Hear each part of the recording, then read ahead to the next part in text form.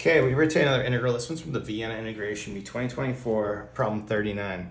We have the integral of x minus 1 times e to the x over x plus 1 all cubed dx. Okay, to get started, the thing I noticed first is just the similarity here between x minus 1 and x plus 1.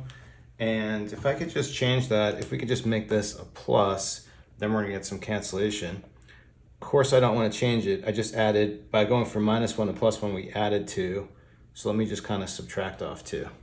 And then doing it this way, let's actually split this up. We'll rewrite it and split it into two integrals. So for the first one, we'll just use this x plus 1 here over x plus 1 cubed. And then for the second one, I have this minus 2 that we don't want to forget about. So I think let's just bring the minus 2 inside here like this. So we'll multiply the minus 2 times the e to the x over the same denominator. But then I can cancel my x plus 1's here, cancel one of these off. This just leaves a 1 here, and this becomes 1 over x plus 1 squared.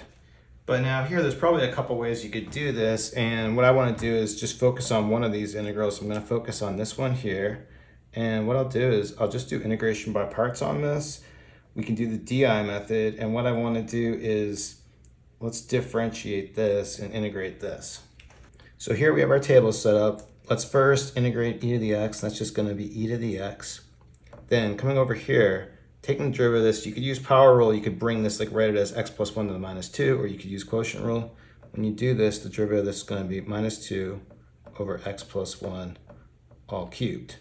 And the thing we notice now is this row right here, this is going to be an integral, but also notice that this part over here is identical to what we have over here. So let's just see what we have. First, we're going to have part of our solution on diagonal, so let's write that down. We have e to the x over x plus 1 squared. Then using the similarity here, let's just put some labels on it. Let's call this one, because minus times minus is going to be a plus, so I'll call this I or plus I. Then this is actually just going to be the same thing, but negative. This is going to be minus I. So for this whole thing, here we'll have minus I. Bringing this in, we have plus I, but then these are going to cancel out. And so then for our solution, we're just left with this. So for my final solution to this, we just have e to the x over x plus 1 squared, add a plus c, and that's it.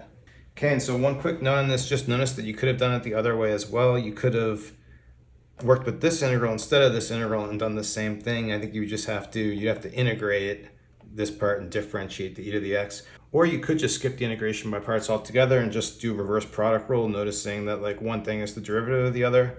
That's the way I usually do it, but I wanted to mix it up this time. So there you have it. Good one from Vienna 2024. Thanks everyone for watching. Have a good day.